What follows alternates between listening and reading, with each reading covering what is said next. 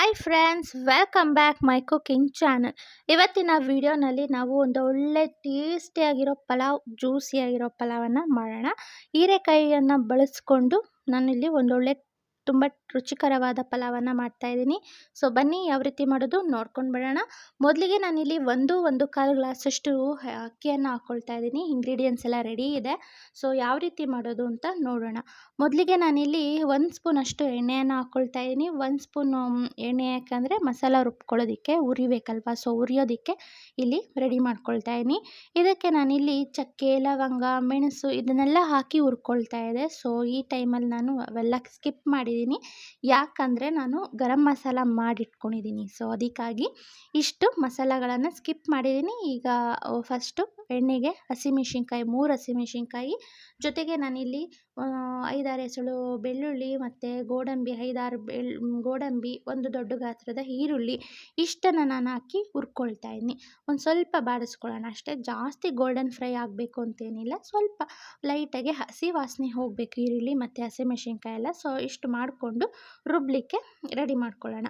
ಈಗ ಎಣ್ಣೆ ಕಾಯಲಿಕ್ಕೆ ಫಸ್ಟು 1 ಸೌಟಷ್ಟು ಎಣ್ಣೆಯನ್ನು ಹಾಕ್ಕೊಳ್ತಾ ಇದ್ದೀನಿ. ಅಂದರೆ ಒಂದು ಅಡುಗೆ ಮಾಡೋ ಸೌಟ್ ಬರುತ್ತಲ್ಲ, ಸೊ ಅದರಲ್ಲಿ 1 ಸೌಟಷ್ಟು ಎಣ್ಣೆಯನ್ನು ಆ್ಯಡ್ ಮಾಡಿಕೊಂಡು ಕಾಯ್ಲಿಕ್ಕೆ ಇಟ್ಟಿದ್ದೀನಿ.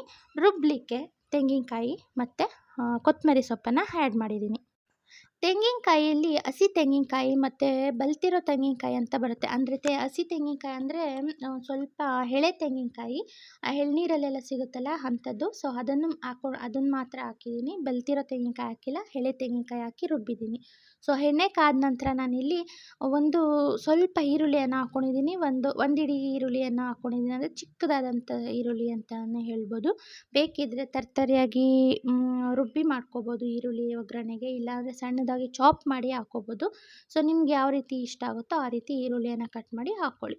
ಸೊ ಇವಾಗ ಹಸಿ ವಾಸನೆ ಹೋಗಲಿಕ್ಕೆ ತರಕಾರಿ ಎಲ್ಲ ಎಣ್ಣೆಗೆ ಹಾಕ್ಕೊಳ್ತಾ ಇದ್ದೀನಿ. ಸ್ವಲ್ಪ ಸೋಯಾಬೀನ್ ಆ್ಯಡ್ ಮಾಡಿದ್ದೀನಿ. ಸೋಯಾಬೀನು ಅಲ್ಲಲ್ಲೇ ಬಾಯಿಗೆ ಸಿಕ್ಕೋದ್ರಿಂದ ತುಂಬ ಟೇಸ್ಟಿಯಾಗಿರುತ್ತೆ. ಆ ಮಸಾಲೆ ಎಲ್ಲ ಸ್ವಲ್ಪ ಚೆನ್ನಾಗಿ ಎಳ್ಕೊಂಡಿರುತ್ತೆ, ಸ್ವಲ್ಪ ಚಿಕನ್ ತಿಂದಂಗೆ ಆಗ್ತಾ ಇರುತ್ತೆ. ಸೊ ಅದಕ್ಕಾಗಿ ನಾನಿಲ್ಲಿ ಈ ರೀತಿಯಲ್ಲಿ ಮಾಡ್ತಾಯಿದ್ದೀನಿ. ಜೊತೆಗೆ ಟೊಮ್ಯಾಟೋನ ಆ್ಯಡ್ ಮಾಡಿದ್ದೀನಿ. ಹುಳಿ ಟೊಮ್ಯಾಟೊ ಆ್ಯಡ್ ಮಾಡ್ತಾ ಇರೋದು. ಇದನ್ನು ನೆನಪಿಟ್ಕೋಬೇಕು. ಹುಳಿ ಟೊಮ್ಯಾಟೊ ಹಾಕೋದ್ರಿಂದ ನಾನಿಲ್ಲಿ ನಿಂಬೆಹಣ್ಣನ್ನು ಸ್ಕಿಪ್ ಮಾಡ್ತಾಯಿದ್ದೀನಿ. ಹುಳಿ ಟೊಮ್ಯಾಟೊ ಅಲ್ವಾ, ಸೊ ಅದಕ್ಕಾಗಿ ನಿಂಬೆಹಣ್ಣು ಹಾಕಿದ್ರೆ ಹುಳಿ ಆಗುತ್ತೆ. ಮೊಸರು ಹಾಕ್ತೀವಿ, ಸೊ ಆವಾಗಲೂ ಹುಳಿ ಆಗುತ್ತೆ, ಹುಳಿ ಆಗಿಬಿಡುತ್ತೆ. ಸೊ ಅದಕ್ಕಾಗಿ ನಾವು ಹುಳಿ ಐಟಮ್ ಯಾವುದಾದ್ರು ಒಂದು ಹಾಕಿದ್ರೆ ಇನ್ನೊಂದು ಐಟಮ್ನ ನಾವು ಸ್ಕಿಪ್ ಮಾಡಬೇಕಾಗುತ್ತೆ. ಸೊ ಇಲ್ಲಿ ಹುಳಿ ಟೊಮ್ಯಾಟೊ ಒಂದು ಹಾಕ್ಕೊಂಡೆ, ಮತ್ತು ಚಕ್ಕೆ ಲವಂಗ ಬದಲು ಗರಂ ಮಸಾಲ ಹಾಕ್ಕೊಳ್ತೀನಿ ಅಂದಿದ್ದೀನಿ. ಸೊ ಇವಾಗ ಇಲ್ಲಿ ಅಚ್ಕಾರದ ಪುಡಿಯನ್ನು ಫಸ್ಟ್ ಹಾಕ್ಕೊಂಡೆ. 1 ಟೇಬಲ್ ಸ್ಪೂನ್ ಅಷ್ಟು ಅಚ್ಕಾರದ ಪುಡಿ, ಜೊತೆಗೆ ಧನಿಯಾ ಪುಡಿ 1 ಟೇಬಲ್ ಸ್ಪೂನು, ಗರಂ ಮಸಾಲ ಅರ್ಧ ಟೇಬಲ್ ಸ್ಪೂನ್ ಹಾಕಿದ್ದೀನಿ. ಗರಂ ಮಸಾಲ ಹಾಕಿರೋ ವಿಡಿಯೋ ಇಲ್ಲಿ ಸ್ಕಿಪ್ ಆಗಿದೆ. ನಾನು ನೆಕ್ಸ್ಟ್ ಗರಂ ಮಸಾಲ ಯಾವ ರೀತಿ ಇದೆ ಅನ್ನೋದನ್ನ ತೋರಿಸ್ತೀನಿ. ಜೊತೆಗೆ ಇಲ್ಲಿ ನಾನು ಟೊಮ್ಯಾಟೊ ಜೊತೆಗೆ ನಾನು 2 ಪಲಾವ್ ಎಲೆಯನ್ನು ಆ್ಯಡ್ ಮಾಡಿದ್ದೀನಿ. ಸೊ ಇವಾಗ ಒಂದು 3-4 ಸ್ಪೂನಷ್ಟು ಮೊಸರನ್ನ ಹಾಕ್ಕೊಳ್ತಾ ಇದ್ದೀನಿ. ನೋಡಿಬಿಟ್ಟು ನಿಮ್ಗೆ ಎಷ್ಟು ಬೇಕು ಅನ್ನಕ್ಕೆ ನೋಡ್ಕೊಂಡು ಹಾಕ್ಕೊಳ್ಳಿ. ನಾನು 1.5 ಗ್ಲಾಸ್ ಅಲ್ವಾ, ಸೊ ಅದಕ್ಕಾಗಿ 3 ಸ್ಪೂನಷ್ಟು ಹಾಕ್ಕೊಂಡೆ. ಸೊ ರುಬ್ಬಿರೋ ಮಸಾಲ ಒಂದು ಫೈನ್ ಪೇಸ್ಟ್ ಮಾಡ್ಕೊಂಡು ಬಂದಿದ್ದೀನಿ. ಇದು ಜಾಸ್ತಿ ಏನು ಹಾಕಿಲ್ಲಲ್ಲ, ಈರುಳ್ಳಿ ಮತ್ತು ಒಂಚೂರು ತೆಂಗಿನಕಾಯಿ, ಒಂದು 3-4 ಸ್ಪೂನಷ್ಟು ತೆಂಗಿನಕಾಯಿ ಸಣ್ಣದಾಗಿ ಕಟ್ ಮಾಡಿರೋದು. ಸೊ ಅಷ್ಟೇ, ಇನ್ನೇನಂತ ಮಸಾಲ ಇಲ್ಲ ಇದರಲ್ಲಿ. ಇಷ್ಟು ಹಾಕ್ಕೊಂಡು ಒಂದೊಳ್ಳೆ ಮಿಕ್ಸನ್ನು ಕೊಟ್ಟೆ. ಈಗ ನಾನಿಲ್ಲಿ ಅಕ್ಕಿಯನ್ನು ತೊಳೆದು ಹಾಕ್ತಾಯಿದ್ದೀನಿ. ಇಷ್ಟು ಹಾಕೋದ್ರಿಂದ ಒಂದೊಳ್ಳೆ ರುಚಿಯಾಗಿರುತ್ತೆ. ಗರಂ ಮಸಾಲ, ಗರಂ ಮಸಾಲ ಬೇರೆ ಥರನೇ ಮಾಡಿದ್ದೀನಿ. ಅದರಲ್ಲಿ ಶುಂಠಿಯನ್ನು ಆ್ಯಡ್ ಮಾಡಿದ್ದೀನಿ. ಮೇಯ್ನ್ ಅಂದರೆ ಶುಂಠಿ ಒಣಗಿಸಿ ಮನೆಯಲ್ಲೇ ಎಲ್ಲ ಗರಂ ಮಸಾಲ ಮಾಡ್ಕೊಳ್ಳೋದಕ್ಕೆ ಒಣಗಿಸಿ ಮಾಡಿದ್ದೀನಿ. ಸೊ ಇವಾಗ ನಾನಿಲ್ಲಿ ಈಗ ನೀರನ್ನು ಆ್ಯಡ್ ಮಾಡ್ತಾಯಿದ್ದೀನಿ. 3 ಗ್ಲಾಸ್ ನೀರನ್ನು ಆ್ಯಡ್ ಮಾಡ್ತಾಯಿದ್ದೀನಿ.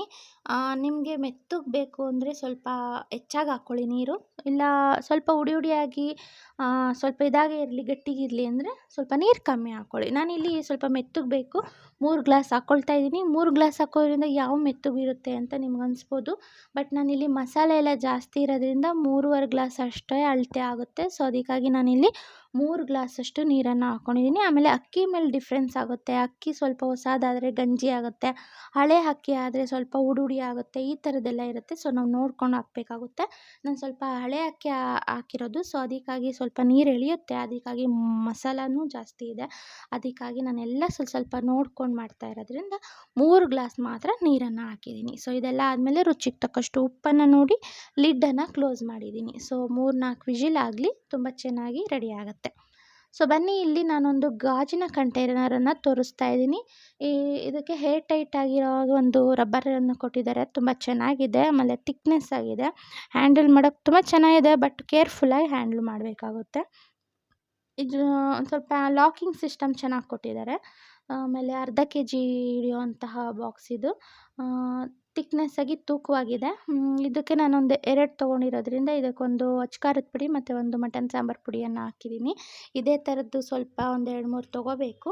ಒಂದೊಂದೇ ತೊಗೊಳ್ಳೋಣ. ಹೊರಗಡೆನೂ ಸಿಗುತ್ತೆ, ಈ ಬಜಾರ್ಗಳೆಲ್ಲ ಬಿಗ್ ಬಜಾರ್ ಥರ ಇರುತ್ತಲ್ಲ ಅಂಥವೆಲ್ಲ ಕಮ್ಮಿ ಸಿಗುತ್ತೆ. ನಾನು ಅದೇ ಥರ ಬಜಾರಲ್ಲಿ ತೊಗೊಂಡಿರೋದು.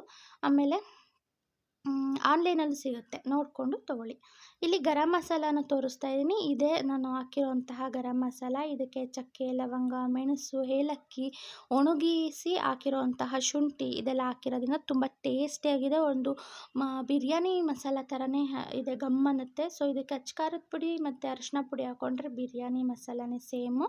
ಸೊ ಅದನ್ನು ಹಾಕಿರೋದು ತುಂಬ ಟೇಸ್ಟಿಯಾಗಿದೆ.